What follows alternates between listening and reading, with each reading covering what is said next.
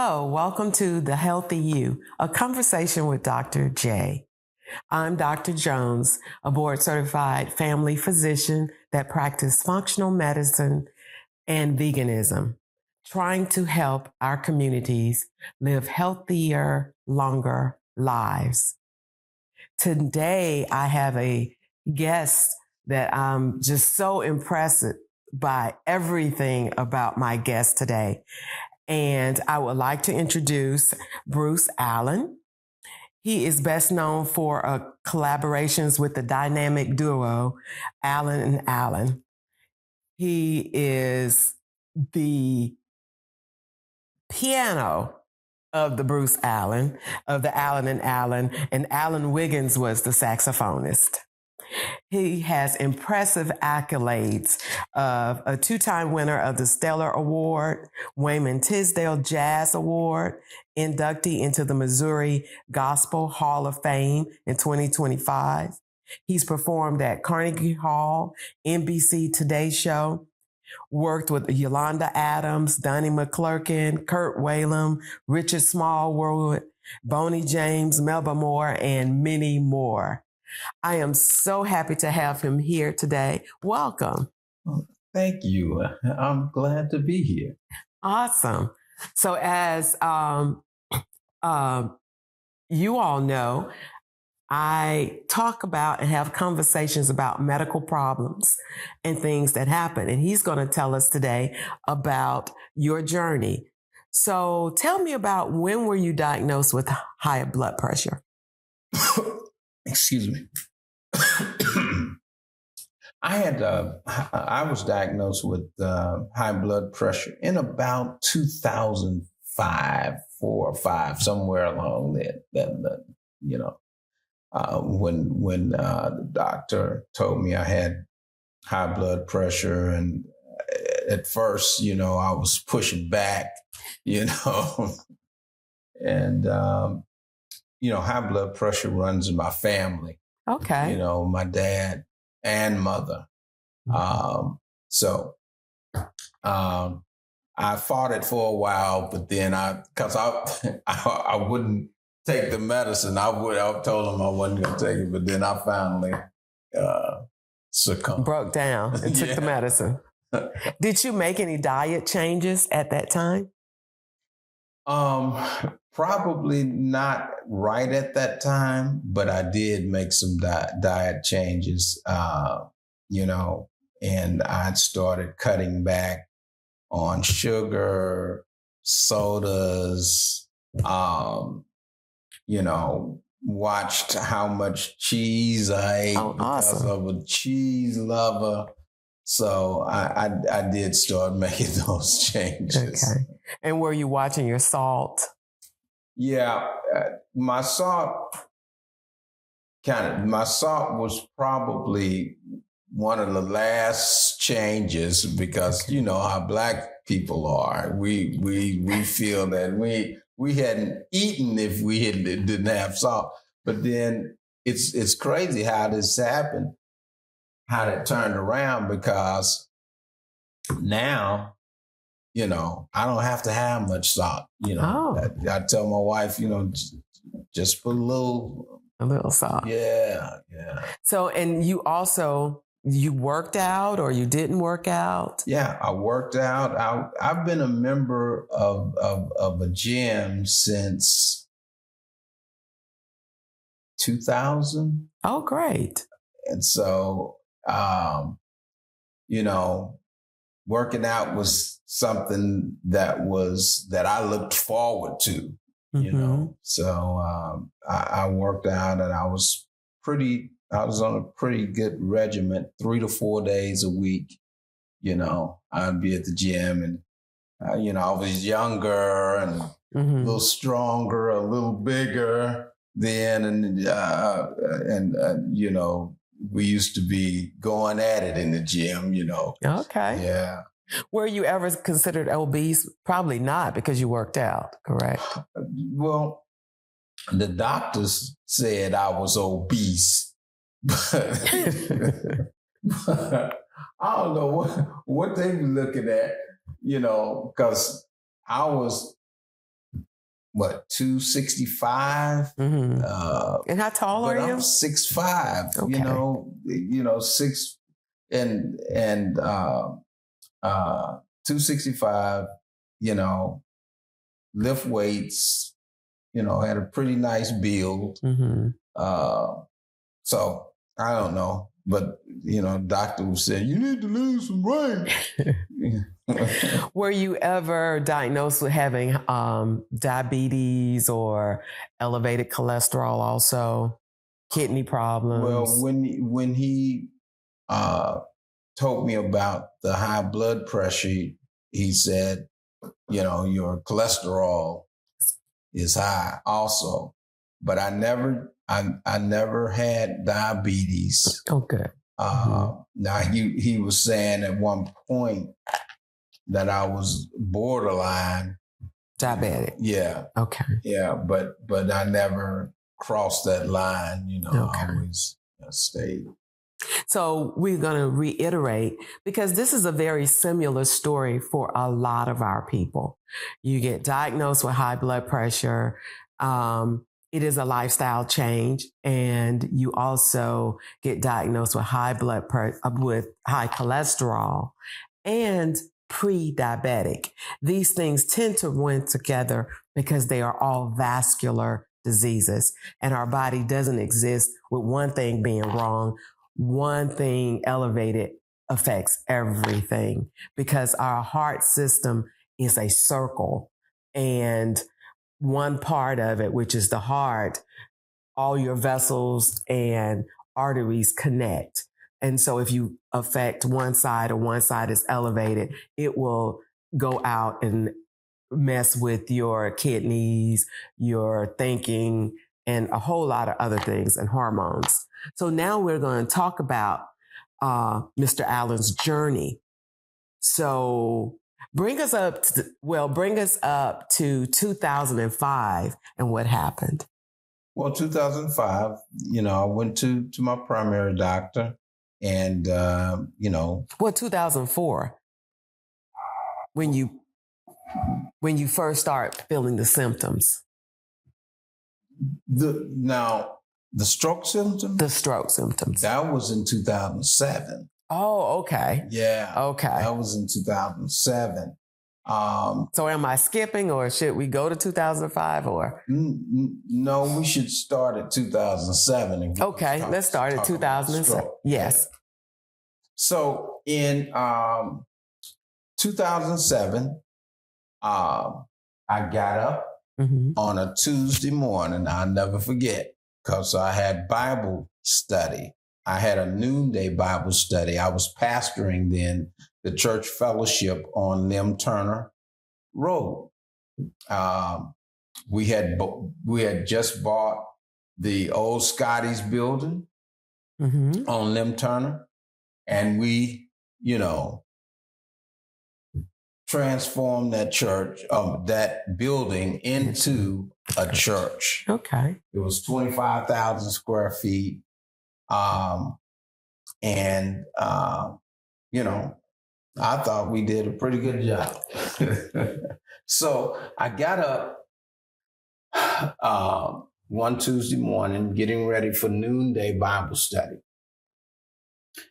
And when I tried to say something to my wife, I noticed I couldn't hardly get my words out. I thought it was funny, and so, I kind of laughed about it, and went ahead and got dressed, went up to the church. By the time I got to the church, I could barely talk.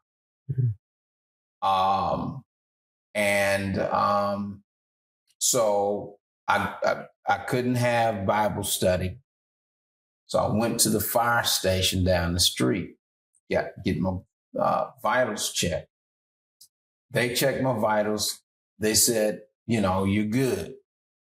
So I knew something was wrong, because by that time, which is about, 4 hours in, I was beginning to, my jaw felt funny, my whole right side. So I told my wife, meet me at the house and take me to my primary doctor because I had no idea that I was having a stroke. Mm-hmm. So she came and got me. We went out to this doctor's office. He didn't talk to me very much when we first got there. He was talking to my wife. Went in, took all my vitals. He said, just like the fireman did, all your vitals are good. Told my wife, take me home, let me sleep. So my wife said, no. I mean, she got belligerent. She said, no, you talk to him. So he started talking to me and he saw I was slurring. By this time, I had saliva in my mouth and the saliva was running down your mouth. Running down the right side. My right side was starting to drop. Mm-hmm. And so he said, okay. He called another center or something and sent me to get CAT scans and all these type of scans and things. Mm-hmm. And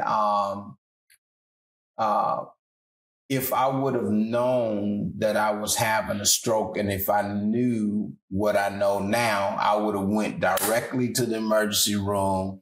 They could have reversed it, right. And all of that, but. So that's a good point to make. Mm-hmm. Please familiarize yourself with the symptoms of a stroke, mm-hmm. because getting help early can actually save your life and it can prevent you having deficits from the stroke. So one of the things you talked about, your symptom was the lack of ability to speak. Mm-hmm. He also felt that the side of his face was starting to droop. Did you feel dizzy or kind of off kilter?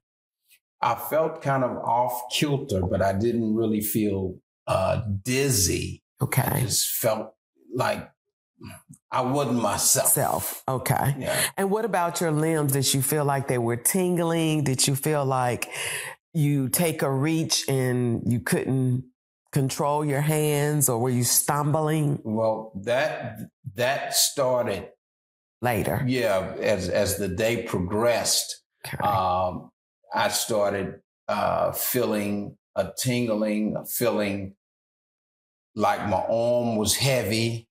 Okay.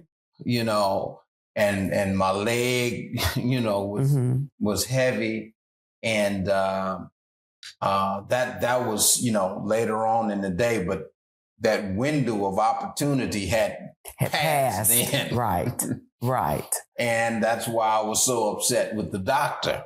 Right. And so I never went back to him again. Okay. And that's another point, I always stress, you have to be an advocate for your own health care because there are disparities in health. Black people are not listened to when we go to the doctor and complain. Yes. And it's very important. If you can't be your own advocacy, he talked about he couldn't speak. Take your family member, take a friend, have somebody there to help you. Because he couldn't even write it down because he probably couldn't get his thoughts together. But you got to advocate for yourself. All healthcare is not created equal. That's one of the purposes why I create this show, to give you the education to know the signs, the symptoms of things that will matter and make a difference in your life. So now we're going back to your story again. So you get to the hospital. When do you find out that you had a stroke? I think it was the next day. Okay. They told me that they found it was one of the arteries in the back of my neck, going to my brain. It was a blockage there. Mm-hmm. And they got it cleared up, okay. But it had done damage. Okay. By that time. And the most devastating thing for me was, I mean, I know some people, have, a terrible stroke. They have a hemorrhagic. Yes, a hemorrhagic. That's a bleeding stroke. Yeah. Right. And those strokes, but I had an ischemic stroke. Right. But the thing that it seemed like my brain was separated from my body. Okay. So I could listen and I hear what people are saying to me. Mm-hmm.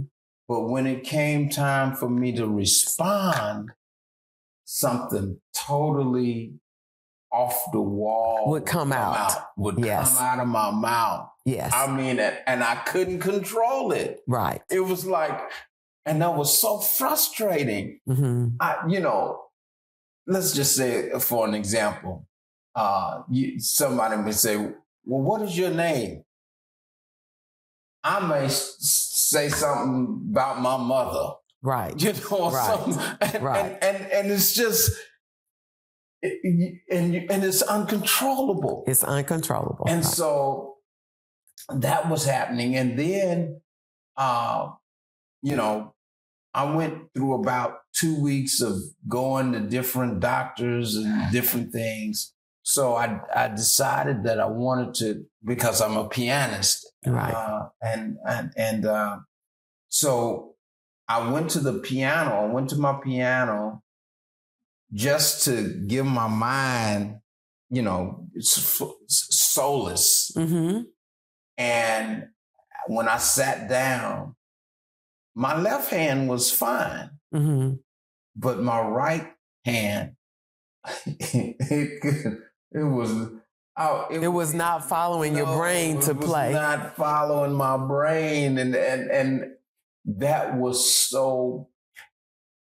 That sent me into a depression. Really. Oh, I'm sure, deep depression. Because that's who you are. Right. That is who you are. Oh, my goodness. Right. Yeah. So from that point, how much therapy did you have to go? Take us through your journey. The doctors, I went through Brooks. Okay. And I had speech therapy mm-hmm. and physical therapy. Occupational too, because of your hand. Mm-hmm. Okay. Mm-hmm. Okay. And so when I was going through this therapy, I was asking the nurse or whoever was giving me, these mm-hmm. exercises and stuff. I was telling her, I'm a pianist. Mm-hmm. I'm a pianist. Am I gonna ever get this back? Yeah, right. get this back and all that. And so they told me, even the doctor told me, he said, I know that you're a pianist, but don't get too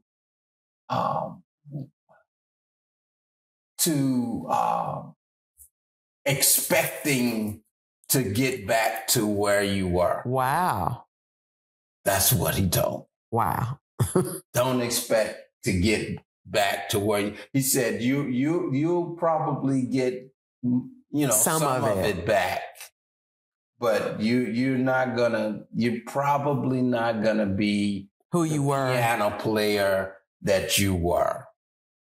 And your depression got deeper, I'm sure. Oh yes. I went home, I got in a fetal position and I cried. And I'm not a big crier. Right. And that was devastating to me. And I told my wife,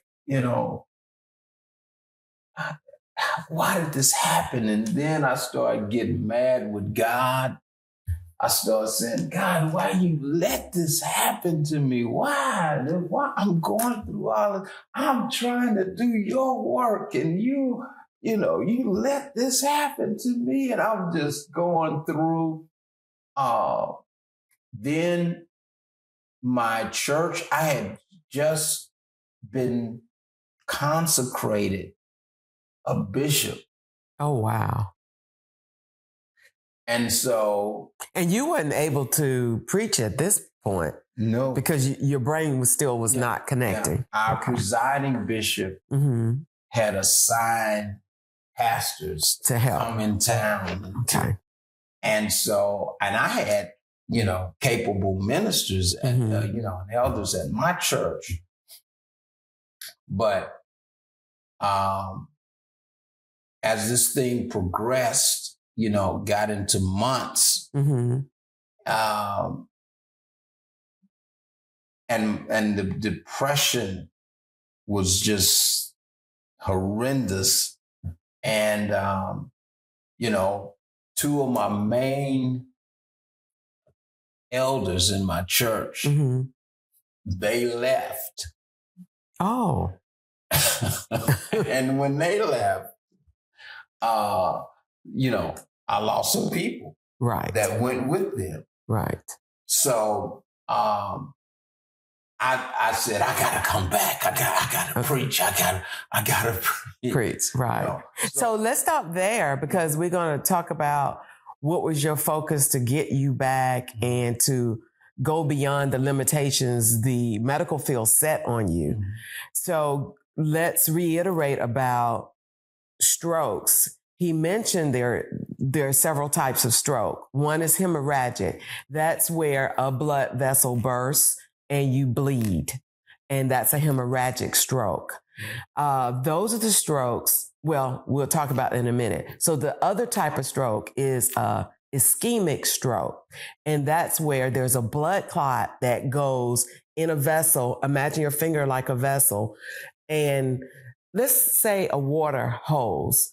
And you have like something gets in the water hose and then it stops the blood flow beyond where the plug is. So that means there's no water getting to anywhere beyond that. So what happens if no blood flow gets beyond where the clot is? What happens is cell death. If it's in the brain, it's called a stroke. If it's in the heart, it's called a heart attack. If it's in the kidney, it's called kidney failure, and so and so and so. And so with the two types of stroke, this is one reason why when you have the symptoms that we talked about, which are symptoms of stroke, are sometimes you can get double vision, difficulty speaking, difficulty moving, your face starting to droop, can't smile, or when you smile, one side of your face is up and one side is down. There are other things that can cause that too, but not in this situation. Your arm feeling heavy, you feeling disconnected with your body. These are all symptoms of stroke. And do not take an aspirin because both types of stroke, the hemorrhagic and the ischemic, cause the same similar symptoms. And as a lay person, as a person who's not medically trained, you don't know which stroke it is. And if you give somebody who had a burst blood vessel an aspirin, they'll bleed to death. So best thing to do, call 911, get to the emergency room, not an urgent care, an ER that is connected to a hospital, because there's multiple things we can do to reverse and fix all of that. So with this devastating trial you have gone through, what was it that got you to push beyond what they told you, the limitations they said, saying you would not be who you used to be? How did you get through that with all of the depression and all of that? Well, I'm going to be very honest with you. What really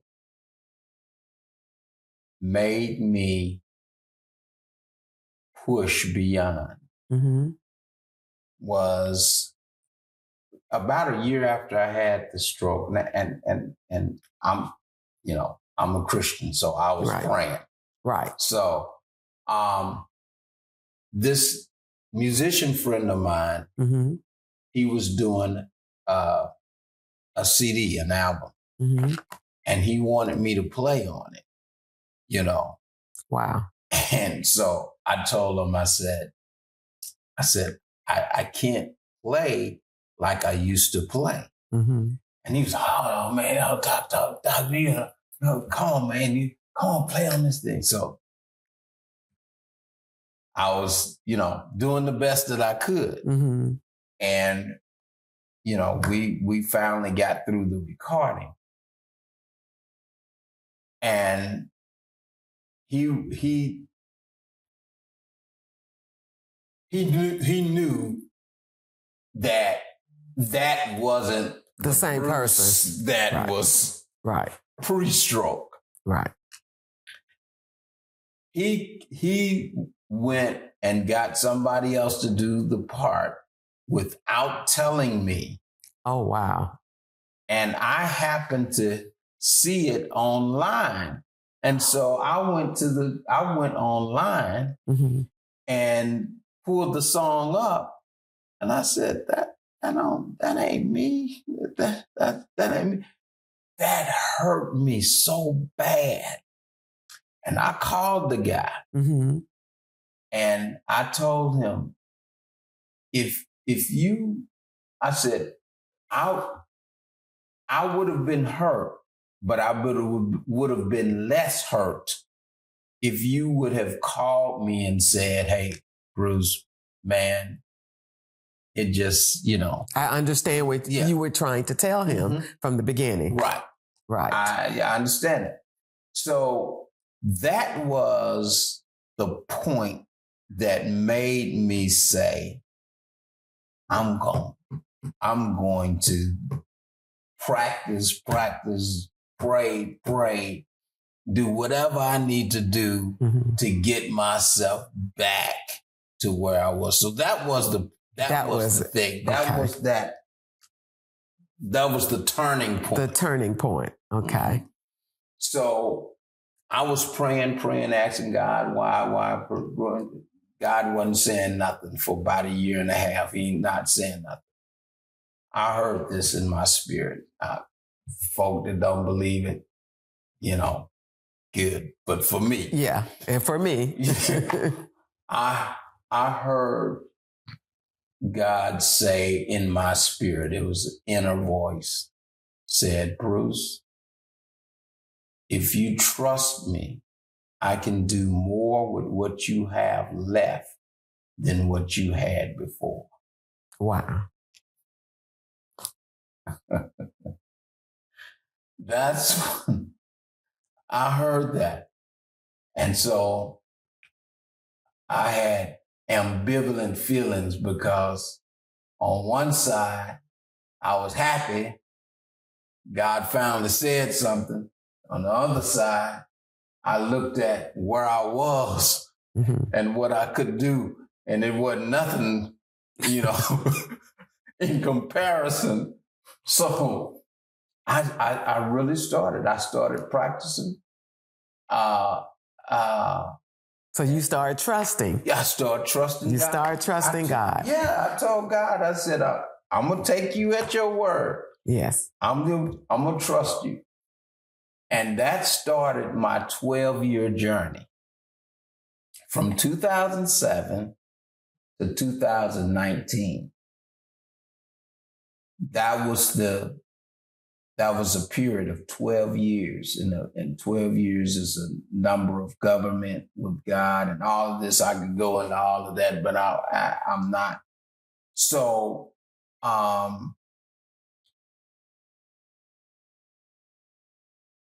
it took that amount of time because I was telling you, I had become a recluse because of I didn't want people to say nothing to me because I didn't know what I would say back. Right. Which was a total opposite of who I was before. You were outgoing and always, So I had become this recluse because people, I didn't know what I would say. And then I was nervous about playing in the public because my playing abilities wasn't near where they were. And I knew that people would be, judgmental. Right. So I kind of just stayed in this shell, and was just practicing. But in 2019, God gave me another song. I play music, jazz, gave me a song, and I called the song Comeback. Oh, wow. I named the song Comeback. And so this whole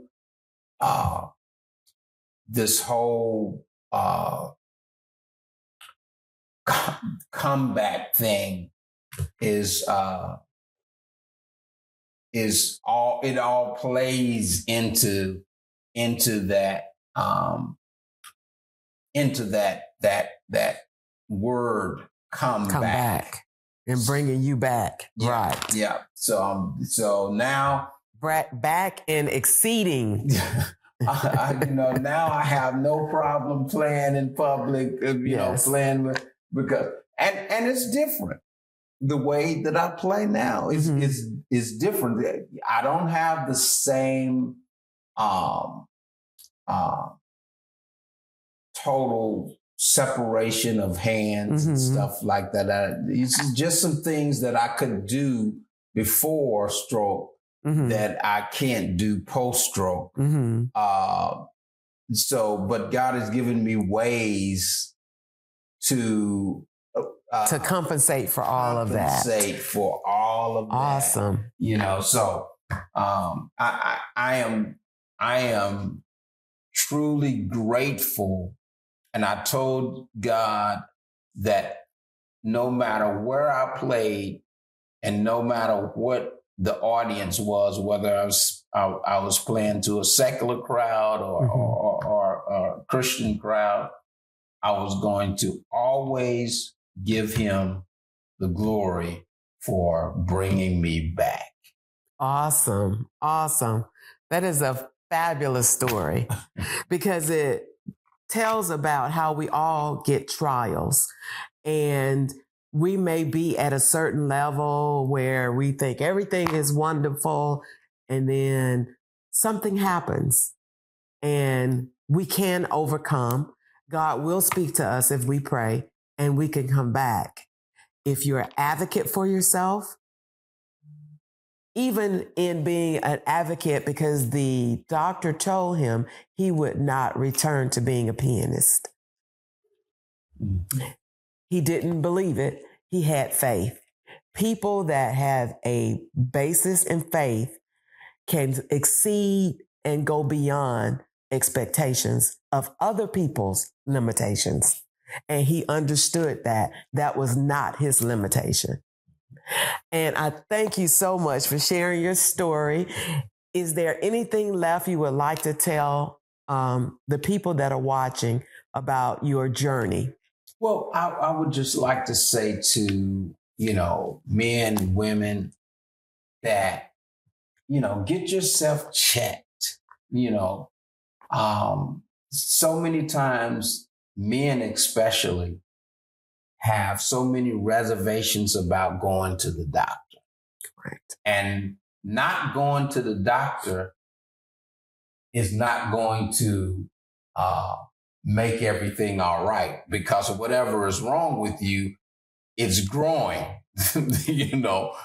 And so I would say, go to the doctor and change your diet some. If you always eating sweets or salts or drinking a lot of sodas and stuff like that, you need to change your diet, because